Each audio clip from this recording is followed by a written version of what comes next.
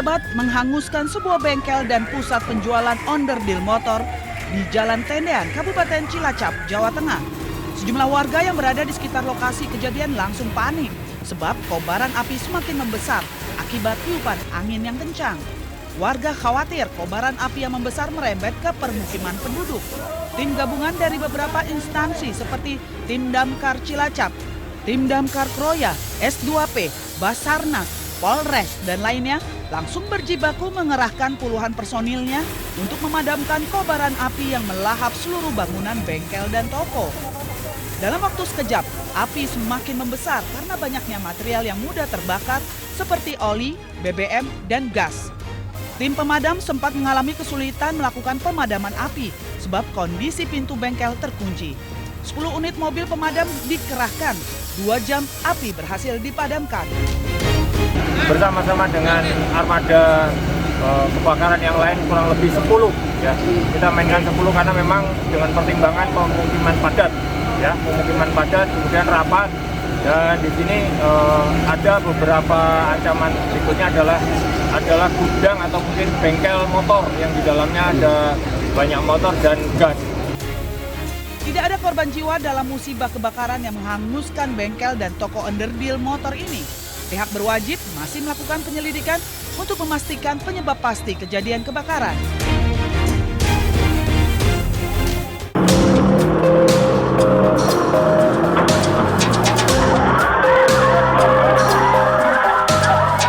Rekaman CCTV menunjukkan detik-detik terjadinya kecelakaan lalu lintas di depan pabrik sepatu di Jalan Raya Desa Janti, Kabupaten Jombang, Jawa Timur. Saat kejadian, suasana di lokasi sangat padat oleh kendaraan maupun karyawan yang sedang keluar dan masuk ke dalam pabrik tempat mereka bekerja. Acur kabeh warunge. Oh. Taruh. Jur kabeh disasak. Bujo sasak ini. Tanpa diduga, tiba-tiba sebuah truk melaju kencang dan langsung menabrak 3 motor dan 4 penyeberang jalan di lokasi. Akibatnya, 2 orang karyawan tewas di lokasi dan 6 pengendara motor menderita luka berat. Berdasarkan keterangan saksi mata, diduga peristiwa kecelakaan terjadi karena truk mengalami remblong. Juga sesuai saksian di TKP remblong sehingga menabrak kendaraan 2-3 motor, mohon maaf kami ulangi 3 motor di depannya. Termasuk juga ada pejalan kaki yang meninggal dunia. Luka sampai berapa dan jumlahnya?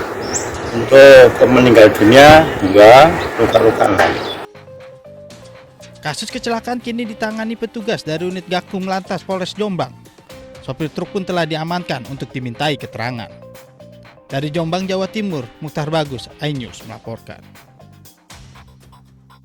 Dengan demikian sidang selesai dan ditutup.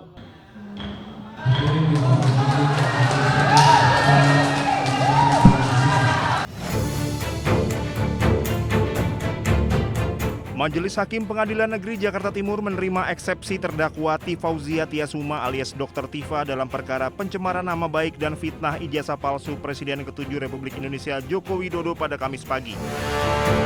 Dengan putusan tersebut, persidangan ini tidak dilanjutkan ke tahap pembuktian alias berhenti.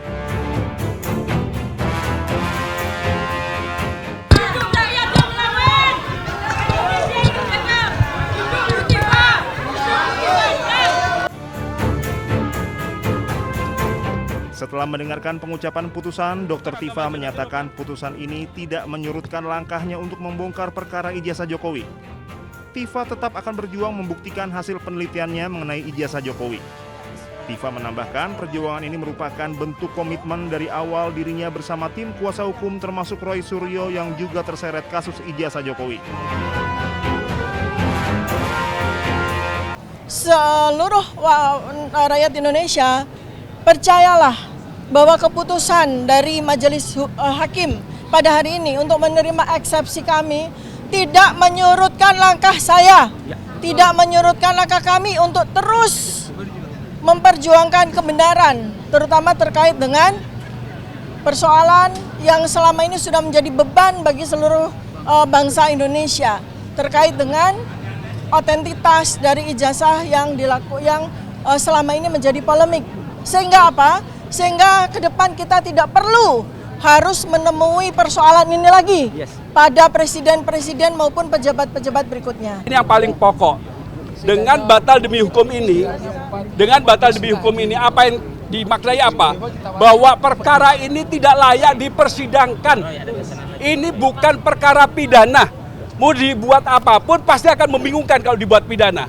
Bayangkan saja bagaimana kita tidak bingung.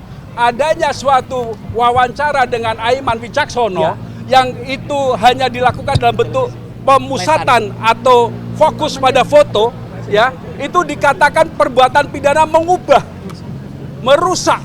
Bagaimana? Ijazah yang otentik. Bagaimana? Sebelumnya, Majelis Hakim Pengadilan Negeri Jakarta Timur menerima eksepsi terdakwa Tifauzia Tiasuma alias Dr. Tifa dalam perkara pencemaran nama baik dan fitnah ijazah palsu Jokowi pada Kamis pagi. Persidangan ijazah ini tidak dilanjutkan ke tahap pembuktian. Majelis Hakim menyatakan berkas perkara Dr. Tifa beserta seluruh barang bukti harus dikembalikan kepada jaksa penuntut umum.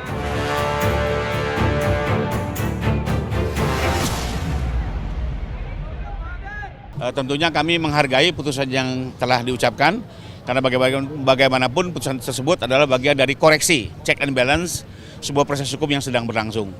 Sekalipun kalau kita cermati, yang dipersoalkan tadi adalah dakwaan dianggap batal demi hukum karena obscure libel, yaitu disebabkan karena ada penggunaan pasal KUHP lama dan KUHP baru secara dalam sebuah dakwaan subsidiar. Ya. Jadi kalau kita cermati ini lebih kepada persoalan penggunaan pasal KUHP lama dan KUHP baru dalam sebuah dakwaan subsidiar yang menurut majelis itu menyebabkan dakwaan kabur. Nah, terhadap putusan seperti ini, pihak jaksa biasanya nanti akan memperbaiki konstruksi pasalnya, ya, disesuaikan dengan amanah dalam putusan tersebut, dan kemudian nanti jaksa bisa mengajukan kembali dakwaan ke persidangan. Jadi kembali lagi ini lebih kepada koreksi dari bentuk dakwaan yang dianggap obscure libel dan tidak berkaitan dengan terhentinya perkara. Ini perkara tetap bisa berlanjut dan jaksa tinggal memperbaiki dakwaannya. Demikian.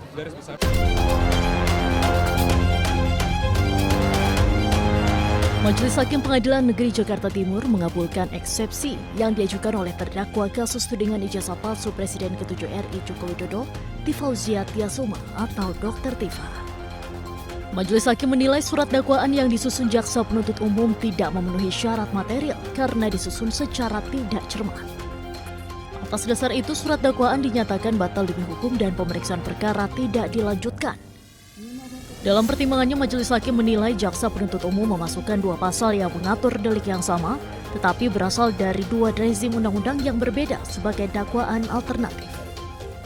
Menimbang bahwa penuntut umum dalam dakwaan alternatif pertama subsidiar dan dakwaan alternatif kedua subsidiar telah menentukan dua pasal yang mengatur delik sama persis, hanya saja berada dalam dua rezim undang-undang berbeda yang terhadapnya berlaku azas-azas sebagaimana telah disebutkan di atas, antara lain azas lex meteor, azas lex posterior derogat legi priori. Menimbang bahwa alternatif yang demikian akan menimbulkan ketidakpastian hukum karena seakan menunjukkan bahwa penuntut umum tidak dapat menentukan pilihan pasal mana yang akan ia dakwakan untuk perbuatan yang sama dan karenanya akan dipersidangkan. Menurut Majelis Hakim, penyusunan dakwaan tersebut justru menimbulkan ketidakpastian hukum karena menunjukkan keraguan-raguan jaksa penuntut umum dalam menentukan pasal yang tepat untuk didakwakan atas perbuatan yang sama. Dari Jakarta, Tim Liputan iNews melaporkan. Dengan demikian sidang selesai dan ditutup. Hadirin dimohon berdiri, Majelis Hakim bersiap. Suasana sidang eksepsi Tifauzia Tiasuma atau Dr. Tifa riuh setelah Hakim Pengadilan Negeri Jakarta Timur menerima eksepsi terdakwa kasus tudingan ijazah palsu Presiden ke-7 RI Joko Widodo.